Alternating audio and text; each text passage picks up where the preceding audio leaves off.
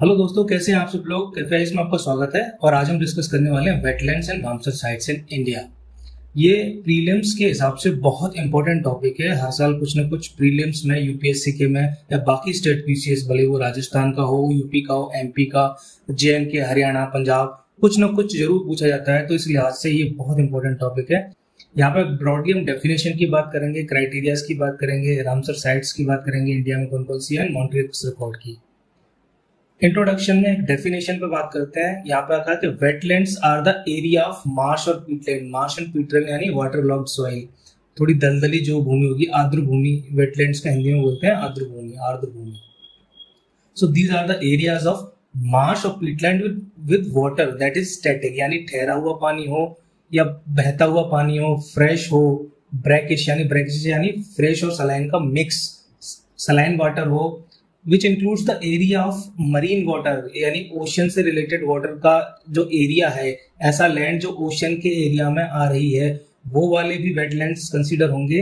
The depth of which at low tide does not exceed 6 metre, यानी कि ऐसे area जिनकी डेप्थ है वो 6 मीटर से ज्यादा ना हो। 6 metre is equivalent to around 18 to 20 feet, इससे ज्यादा ना हो। बट जनरली हमने जो वेटलैंड्स देखे हैं वो 3 मीटर डीप होते हैं। सो ये एक इंट्रोडक्शन है, ये डेफिनेशन है वेटलैंड्स की। वेटलैंड के फीचर्स की बात कर लेते हैं। They are इकोटोन्स। इकोटोन्स का मतलब होता है, ऑलरेडी हम डिस्कस कर चुके हैं। वैसे ये टेरेस्ट्रियल इकोसिस्टम है, यहाँ पे एक्वेटिक इकोसिस्टम है। इन दोनों का बीच का जो ट्रांजिशन जोन होता है, ट्रांजिशनल एरिया होता है, दैट इज कॉल्ड इकोटोन। यहाँ पे दोनों के कैरेक्टरिस्टिक्स होते हैं। बायोडाइवर्सिटी में रिच होता है, एज स्पीसीज होती हैं। उनके एग्जांपल्स हैं इकोटोन के: mangroves, estuaries, coral reefs, lake littorals, flood plains, other marshy swampy areas. Flood plains क्या होते हैं? फॉर एग्जांपल देखिए, रिवर है, रिवर के आसपास में प्लेन है, कोई प्लेन एरिया है जहाँ पे जब भी फ्लड आती है तो रिवर का पानी यहाँ पे आ जाता है और अपना कुछ कुछ जो सेडिमेंट्स है यहाँ पे डिपॉजिट कर जाता है। ये एग्रीकल्चर के लिए बहुत फर्टाइल लैंड होता है। तो these are called flood plains. ठीक है, अब दूसरे फीचर्स की बात करते हैं। हाइड्रोफाइट्स। हाइड्रोफाइट्स मतलब यहाँ पे ऐसे plants which are adapted to living in aquatic environment, they are called hydrophytes। यहाँ पर वाटर लॉक्ड सॉइल होती है, हाइड्रिक सॉइल होती है। हाइड्रिक सॉइल मतलब ऐसी सॉइल यहाँ पानी है तो नॉट एनफ ऑक्सीजन, यहाँ पे ऑक्सीजन की कमी होती है उस सॉइल में। तो hydrophytes and hydric soils are other features of characteristics of wetlands. India की अगर हम बात करें तो यहाँ पे 27,000 से ज्यादा वेटलैंड्स हैं। उनमें से 23,000 इनलैंड वेटलैंड्स है, यानी एक कोस्टल होते हैं, कोस्ट के किनारे, और दूसरे मेन लैंड पे होते हैं। तो मेन लैंड में इनलैंड कितने हैं? 20,000 से ज्यादा वेटलैंड्स हैं। और मेनली ये क्या है? Paddy fields. पैडी फील्ड्स मतलब राइस के फील्ड्स है, राइस फार्म्स। राइस फार्म में देखो, जो राइस हम जो कल्टीवेशन होता है, पैडी कल्टीवेशन होता है, वो वाटर लॉक्ड होता है, पानी की बहुत जरूरत होती है। साथ साथ में मत्स्य पालन, मछली भी पाल लेते हैं हम लोग। तो they are also considered, paddy fields are also considered as wetlands. So out of total wetlands, 70% of the total is contributed by paddy cultivation. So mainly जब हम wetlands की बात करते हैं इंडिया में, सबसे ज्यादा wetlands हैं paddy cultivation के through, paddy farms, rice farms, right? तो ये थोड़ा सा याद रखना, कई बार ये इन्फॉर्मेशन स्टेट पीसीएस में काम आ जाती है। अब जैसे हमने ये बात की कि इकोटोन्स हैं, यहाँ पे लैंड और एक्वेटिक इकोसिस्टम दोनों मिलते हैं, वो ट्रांजिशनल एरिया होता है। तो ये वाला रिच इन न्यूट्रिएंट्स होता है, और रिच होता है न्यूट्रिएंट्स में, तो माइक्रोफाइट्स की ग्रोथ भी अच्छी होती है। एक्वेटिक माइक्रोफाइट्स यानी कि एक्वेटिक मीडियम में रहने वाले बड़े थोड़े प्लांट्स होते हैं, वो उनकी ग्रोथ अबंडेंट होती है। उनकी ग्रोथ अबंडेंट होगी तो उन पर डिपेंडेंट जो स्पीसीज होंगी उनकी भी ग्रोथ अच्छी होगी, यानी कि these areas are rich in species. तो बायोडाइवर्सिटी बहुत अच्छी होती है। साथ में ये कई इकोसिस्टम सर्विस भी प्रोवाइड करते हैं। इकोसिस्टम सर्विसेज का हम लेमन टर्म्स में समझें तो दैट मींस बेनिफिट्स प्रोवाइड करते हैं। देखिए कुछ एग्जांपल देखिए वेटलैंड्स के। For example these are corals, these are paddy fields. Paddy fields में देखिए ये वेटलैंड कंसीडर किए जाते हैं, paddy fields. These are mangroves, example of mangroves, right. These are example of kind of lakes होती हैं, वो भी कंसीडर किए जाते हैं वेटलैंड्स में।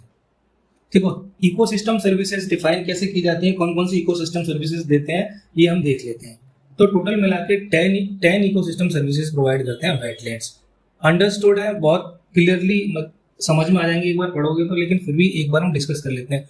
फ्लड कंट्रोल, यानी कि जब पानी ऐसे वेटलैंड्स में जाता है, भूमि थोड़ी दलदली होती है, तो पानी अंदर जमीन में जाने में ये मदद करते हैं। They increase the downward percolation of water, so it reduce the run of, in this sense they control the flood. दूसरा, पानी जो भीतर जाएगा तो ग्राउंड वाटर भी बढ़ेगा, तो they help in ground water replenishment, right. So they soak rainfall and recharge ground water table. तीसरा कौन सा इकोसिस्टम सर्विसेज है? Shore line stabilisation and storm protection. For example आप याद कीजिए मैंग्रोव्स, मैंग्रोव्स में सुंदरी ट्रीज हैं और भी पूरा ये जो एक इकोसिस्टम है ये। तो जो भी वेव एक्शंस होते हैं और भी स्टॉर्म्स आते हैं, तो उनमें फर्स्ट लाइन ऑफ डिफेंस क्या होता है? ये वाले इकोसिस्टम ही तो होते हैं। तो जो शोर लाइन है उनको ये प्रोटेक्ट करते हैं। So they protect coastal erosions due to wave action. For example mangroves act as a barrier to the storms, right. Fourth इसका फंक्शन है, इकोसिस्टम सर्विस है, sediments and nutrient retention and export, ये already हमने discuss कर लिया है। Fifth वाला है water purification, they act as a natural filter. For example यहाँ पे हम आगे डिस्कस करेंगे इसके बारे में। ईस्ट कोलकाता वेटलैंड्स, ये man made human made wetland है, जो क्या काम करता है? जो सीवेज का वाटर होता है उसको ट्रीट करने के काम आता है। तो they act as a natural filter and purify water from toxic substances, right. तो 5 हमने इकोसिस्टम सर्विसेज की बात कर ली। Let's move to the other 5 ecosystem services. They are reservoir of biodiversity, we already talked about the ecotones, we already talked about the edge effect. Edge effect में क्या होता है कि कुछ यहाँ पे ये लैंड वाला इकोसिस्टम है, टेरेस्ट्रियल इकोसिस्टम है, ये एक्वेटिक इकोसिस्टम है B.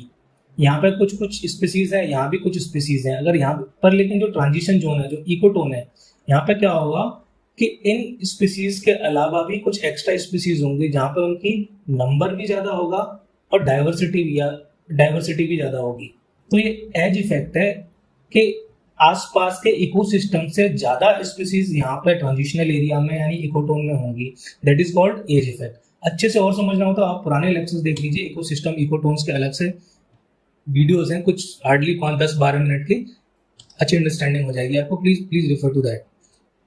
7th ecosystem service is wetland products. वो कई की रॉ मटेरियल भी प्रोवाइड करते हैं इंडस्ट्रीज के लिए। For example fish, medicinal plants, fibre for textile. तो वेटलैंड में ये चीजें भी प्रोड्यूस होती हैं जो कि इंपॉर्टेंट रॉ मटेरियल है कई इंडस्ट्रीज के लिए। Cultural values, these are sacred groups with high cultural and religious value. ठीक है, सेक्रेड ग्रुप्स होते क्या है? ये फॉरेस्ट के कुछ कुछ पैचेस होते हैं जहाँ पर रूरल कम्युनिटीज होती हैं, उनको प्रोटेक्ट करके रखती हैं उन पैचेस को, फॉरेस्ट की पैचेस को। क्यों प्रोटेक्ट करती हैं उनको? क्योंकि वे ये समझती हैं, ये मानती हैं, ये बिलीव करती हैं कि जो उनके डाइटी है, जो उनके गॉड है, वो उनका ये घर है। तो ये कल्चरल और रिलीजियस सिग्निफिकेंस भी है वेटलैंड्स की। 9th इकोसिस्टम सर्विस है रिक्रिएशन एंड टूरिज्म। ये पढ़ लेना, बहुत सिंपल सा है। एंड लास्ट है climate change mitigation and adaptation, because they are one of the major carbon sinks of the world. Carbon dioxide के सिंक है, one of the largest major carbon sinks of the world. So they help in mitigating climate change, global warming. इन चीजों से को mitigate करने में they help. So these are the ecosystem services provided by wetlands. But these wetlands are slowly depleting, यानी खत्म हो रहे हैं, कम हो रहे हैं। क्यों हो रहे हैं? पहला obvious reason, excessive pollutants. Industrial waste हो सकता है, वो डोमेस्टिक वेस्ट हो सकता है, एग्रीकल्चरल रन ऑफ जिसमें पेस्टिसाइड्स हैं, जिसमें इंसेक्टिसाइड्स हैं। ऐसे वेस्ट कहाँ पे जाते हैं? वेटलैंड्स में डंप कर दिए जाते हैं, और इतनी ज्यादा मात्रा में, इतनी ज्यादा क्वांटिटी में डंप कर दिए जाते हैं कि वो प्रॉपरली वेटलैंड द्वारा रिसाइकल नहीं हो पाते, तो पॉल्यूटेंट्स बहुत ज्यादा बढ़ जाते हैं, तो डेप्लीट होने लग जाते हैं वेटलैंड्स। दूसरा रीजन है कि जो वेटलैंड्स का, देखो पॉपुलेशन हमारे कंट्री में बढ़ रही है, पॉपुलेशन बढ़ रही है, और पॉपुलेशन कहाँ पर जा रही है? जनरली अपने एम्प्लॉयमेंट की तलाश में अर्बन एरियाज में जा रही है। तो क्या बढ़ रहा है? अर्बनाइजेशन की टेंडेंसी बढ़ रही है, और लैंड एग्रीकल्चर के लिए कम पड़ रही है। तो ऑप्शन क्या बचता है लोगों के पास? वेटलैंड्स को कन्वर्ट कर दिया जाए एग्रीकल्चरल लैंड में, और कंस्ट्रक्ट करने के लिए, बिल्डिंग को कंस्ट्रक्ट करने के लिए अर्बनाइजेशन हो रहा है, लोगों की भीड़ बढ़ रही है, उन नीड्स को पूरा करने के लिए ऐसे वेटलैंड्स का एनक्रोचमेंट कर लिया जाता है, उनका अतिक्रमण कर लिया जाता है उन पे कंस्ट्रक्शन करने के लिए, राइट। तो ये भी एक रीजन है। कई बार क्या होता है कि जो कैनाल बनाए जाते हैं, ये देखिए construction of canal, third point, canal बनाए जाते हैं सिंचाई के लिए, इरिगेशन के पर्पज से। स्ट्रीम्स जो होती हैं उनको अल्टर कर दिया जाता है। ऐसी स्ट्रीम्स जहाँ पे जो वेटलैंड को वाटर सप्लाई कर रही थी, ऐसे स्ट्रीम्स को अल्टर कर दिया जाता है, डाइवर्ट कर दिया जाता है, उससे भी वेटलैंड्स डिग्रेडेड हो जाते हैं। Fourth point is removal of vegetation. देखिए वेजिटेशन, देखिए यहाँ पे ये है, लास्ट में नीचे देखिए वेजिटेशन यहाँ पे, अगर पानी बह रहा है तो यहाँ की इसकी जो रूट है, ऐसे बहुत सारे पेड़ है, वेजिटेशन है अलग अलग, तो रन ऑफ काफी कम होगा। लेकिन इस वेजिटेशन को रिमूव कर दिया जाए तो सॉइल एरोजन बढ़ जाएगा, सिल्टेशन बढ़ जाएगा, इसकी वजह से भी डेप्लीशन हो रहा है, वेटलैंड्स खत्म हो रहे हैं हमारे। और लास्ट ऑप्शन है ओवर एक्सप्लॉयटेशन, हमेशा होता है, भले वो ओवर फिशिंग हो, फिश फार्मिंग बहुत कर रहे हैं, वेटलैंड को एक्वाकल्चर पॉन्ड्स में कन्वर्ट कर रहे हैं अपनी नीड्स के लिए, एक कमर्शियल एक्सप्लॉयटेशन के लिए। तो इन सारे रीजंस की वजह से वेटलैंड्स क्या होते हैं, डिस्ट्रॉय हो रहे हैं हमारे, डेप्लीट कर रहे हैं। So we need to think about it. Wetlands का क्लासिफिकेशन देख लें। हमने बात की थी दो तरह के होते हैं वेटलैंड्स, इनलैंड वेटलैंड्स होते हैं, कोस्टल, यानी इंडिया का अगर मैप देखते हैं तो जो कोस्ट के किनारे पे जो भी वेटलैंड्स हैं they are classified as coastal wetlands. दोनों ही किस तरह के होते हैं, एक तो नेचुरल होंगे, एक मैन मेड होंगे। मैन मेड में सॉल्ट पेन्स यानी ऐसे एरिया जहां पे मरीन वाटर से, ओशन के पानी से सॉल्ट बनाया जाता है, ठीक है। दूसरा एक्वाकल्चर, जहां पे हम फिश पालते हैं, मत्स्य पालन होता है, या फिर प्रॉन का कल्चर किया जाता है, झींगा मछली, तो एक्वाकल्चर। तो ये मैन मेड होते हैं, they are considered man made wetlands. Natural में आपको पता ही है एस्टरीज क्या होती हैं, लगून्स, क्रीक। लगून ये डिटेल में क्या होते हैं ये ज्योग्राफी में हम बात करेंगे, बट हल्का सा आपको आइडिया है कि बैक वाटर्स हैं, coral reefs, tidal flat, mangroves, ये सारे के सारे लैंडस्केप हैं, ये कोस्टल एरियाज में होते हैं।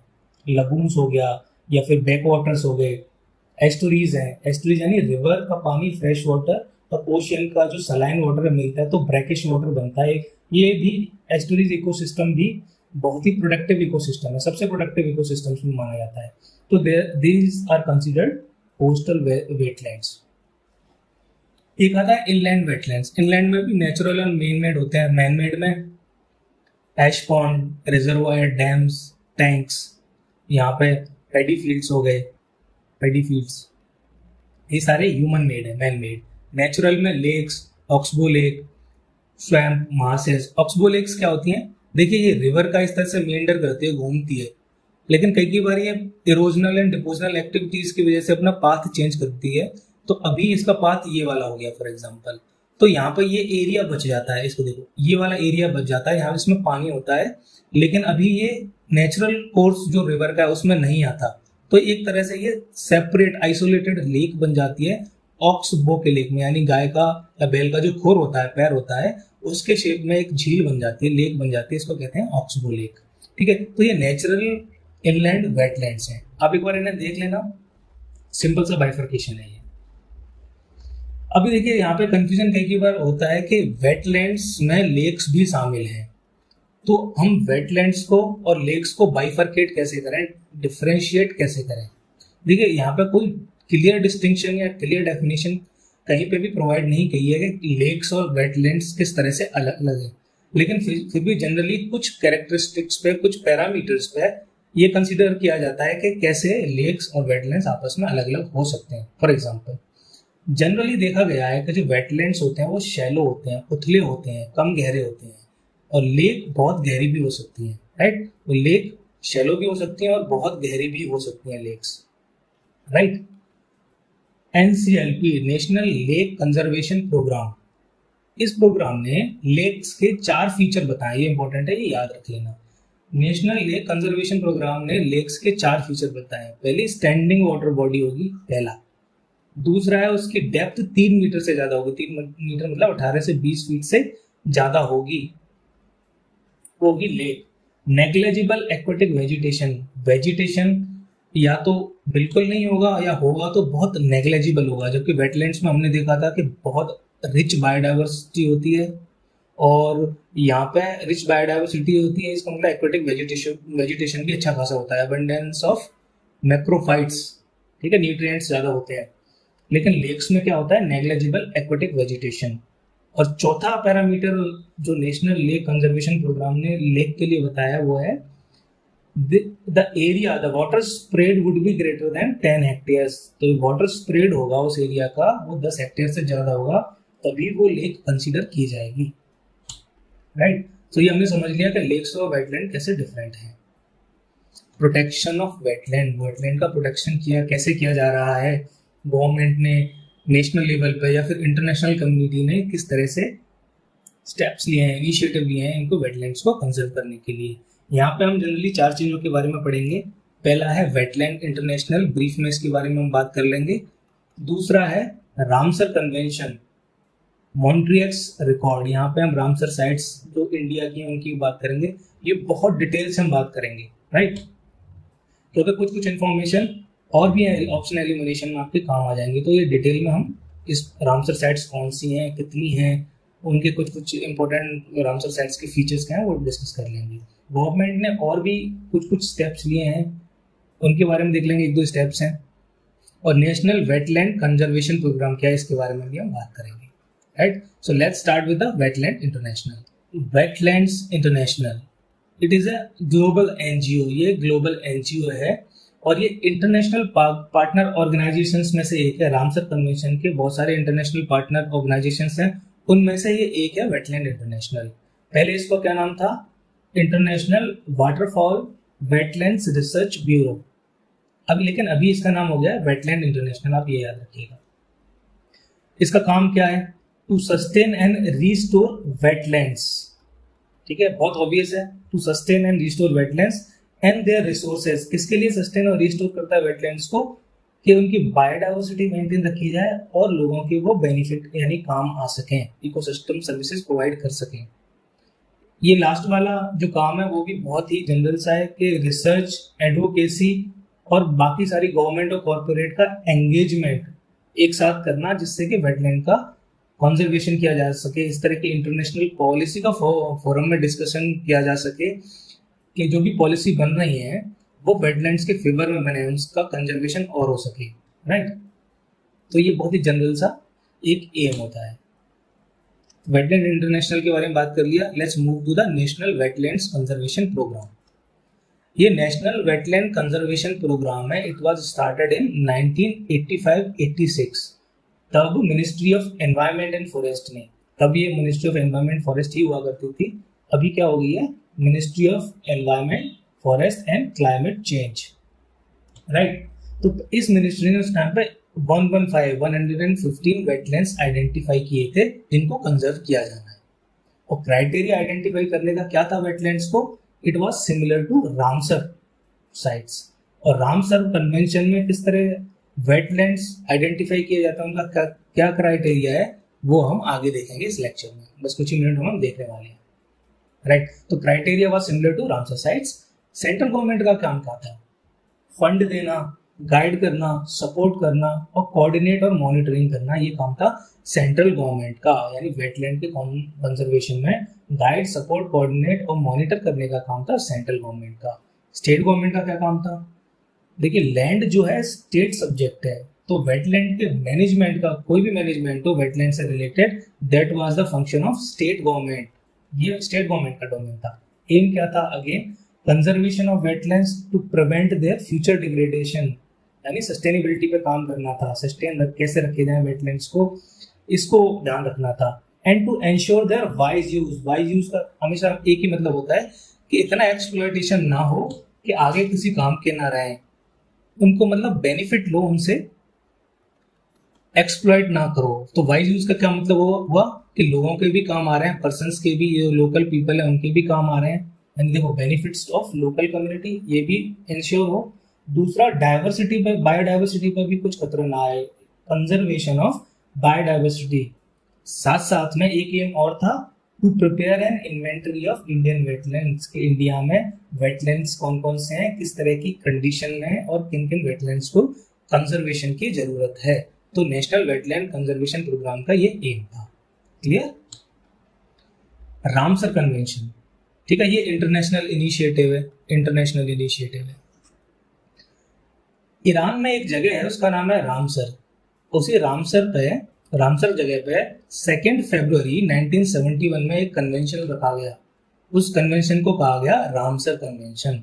इसका नाम था कन्वेंशन ऑन वेटलैंड्स, क्योंकि वेटलैंड से रिलेटेड था। Officially it was known as international treaty for the conservation and sustainable use of wetlands with the central theme wise use. Wise use क्यों रखा गया central theme, we already talked about. लेकिन साथ में ये fact भी हम देखें कि पिछले 100 साल में, पिछली सेंचुरी की अगर हम बात करते हैं, तो out of 100% 65% of the total wetlands have disappeared in the last 100 year.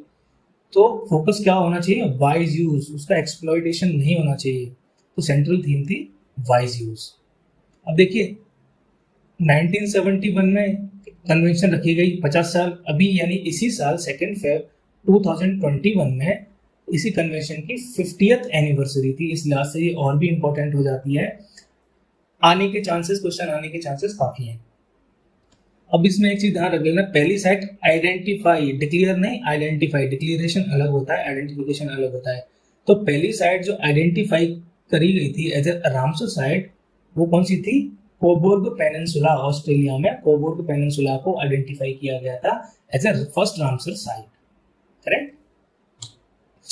तो देखिए हमने वेटलैंड्स की डेफिनेशन तो देखी थी अभी शुरुआत में, लेक्चर की शुरुआत में। तो उस डेफिनेशन में सब कुछ कवर था, उसमें लेक्स भी थे, rivers, underground aquifers, swamps and marshes, दलदली भूमियां, ग्रासलैंड्स जो वेट ग्रासलैंड्स हैं वो वाले, oasis, estuaries, delta, tidal field. Oasis क्या होते हैं, ये डेजर्ट में मिले, जैसे डेजर्ट है, यहाँ पे पानी वानी नहीं होता है, जनरली पानी की कमी है, पानी नहीं है। लेकिन कई कई जगह पे क्या होता है, अंडरग्राउंड एक्विफर्स होते हैं, वो बाहर आ जाते हैं, तो यहाँ पे पानी है। फॉर एग्जांपल कुछ पर्टिकुलर लोकेशन पे यहाँ पे पानी है और यहाँ पे वेजिटेशन है, जैसे खजूर के पेड़ हो गया, कुछ और भी ऐसे प्लांट्स हैं, तो वहां पे एक अच्छा सा हैबिटेबल एनवायरनमेंट बन जाता है। तो जो पानी के जो स्रोत हैं, सोर्स है, यहाँ पे पानी अवेलेबल है डेजर्ट्स में, they are called oasis, right. तो वेटलैंड्स में क्या क्या इंक्लूड है, हम डिस्कस कर रहे थे, इसमें और क्या क्या इंक्लूड है, mangroves, coastal area, coral reefs, उसमें ह्यूमन मेड साइट्स भी इंक्लूड होती हैं। For example fish pond, rice paddies, reservoirs, dams and salt pans.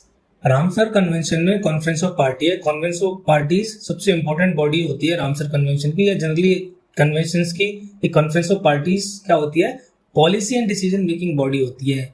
Ramsar convention के केस में इट मीट्स एवरी 3 ईयर्स, हर 3 साल में एक बार मिलती है, और डिसीजन किस चीज पे लेती है और किस चीज पे काम करती है, towards international cooperation and wise use of wetlands.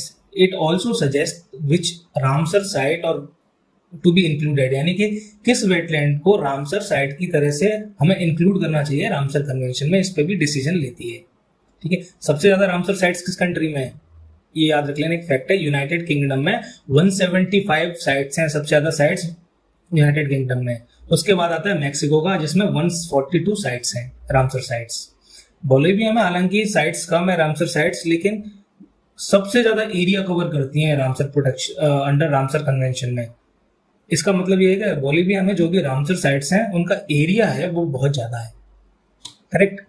Criteria क्या है, जब हम रामसर के क्राइटेरिया की बात कर रहे थे कि उन वेटलैंड्स का क्राइटेरिया क्या है जिसके बेसिस पे हम डिसाइड करते हैं कि रामसर कन्वेंशन में उसको इंक्लूड किया जाना चाहिए या नहीं चाहिए। देखिए ग्रुप ए क्राइटेरिया, यानी इस क्राइटेरिया में वो वाले वेटलैंड्स शामिल हैं जो रिप्रेजेंट करते हैं एक रेयर या यूनिक टाइप का इकोसिस्टम, यानी ऐसे वेटलैंड्स जो या तो रेयर हैं या यूनिक टाइप के हैं। फॉर एग्जांपल हम बात करेंगे केबुल लामजाओ, लोकटक लेक, ये क्या फ्लोटिंग वेजिटेशन है, एक तरह का यूनिक है, वेटलैंड है, राइट। सो इस तरह के वेटलैंड्स को हम इंक्लूड कर लेते हैं।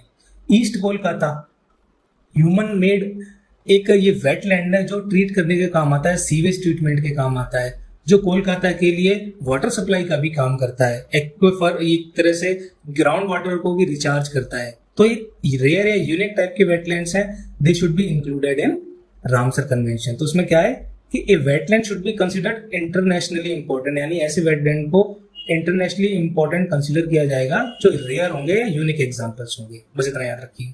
दूसरा है ग्रुप बी का क्राइटेरिया, उसमें वो वाले वेटलैंड्स आते हैं जो रेयर या यूनिक तो नहीं है लेकिन बायोडाइवर्सिटी के कंजर्वेशन के लिए बहुत ज्यादा इंपॉर्टेंट है। ठीक है, so they are based on the importance of species and ecological community. क्या क्राइटेरिया है कि ऐसे वेटलैंड्स जिनको इंपॉर्टेंट समझा जाए, वो कुछ स्पेसिफिक टाइप की स्पीसीज को सपोर्ट कर रहे हैं। वो स्पीसीज कौन सी हैं, IUCN रेड लिस्ट में अगर वो स्पीसीज थ्रेटन्ड है, for example if they are vulnerable, endangered या क्रिटिकली एंडेंजर्ड स्पीसीज है, थ्रेटन्ड स्पीसीज है, अगर ऐसी कम्युनिटीज को, ऐसी स्पीसीज को सपोर्ट कर रहा है कोई wetland, that should be included in the Ramsar convention. Third criteria है उसमें ऐसी कोई प्लांट एंड एनिमल स्पीसीज हो ऐसे वेटलैंड में जो उस पर्टिकुलर रीजन के लिए बहुत जरूरी हो, उस पर्टिकुलर रीजन की बायोडाइवर्सिटी के लिए। फॉर एग्जांपल ये रीजन है, इस रीजन में ये वेटलैंड है, इस वेटलैंड में ऐसे प्लांट और स्पीसीज हैं, वो प्लांट और एनिमल स्पीसीज पूरे रीजन की बायोडाइवर्सिटी को मेंटेन करने में हेल्पफुल है, तो ऐसे वेटलैंड्स को भी इंक्लूड कर लेना चाहिए। ठीक है। फोर्थ क्राइटेरिया क्या है, ऐसे वेटलैंड्स को भी हमें इंक्लूड करना चाहिए जो कि किसी पर्टिकुलर स्पीसीज को उसकी क्रिटिकल लाइफ साइकिल के फेज में सपोर्ट कर रहा हो या फिर उनको रिफ्यूज प्रदान कर रहा हो।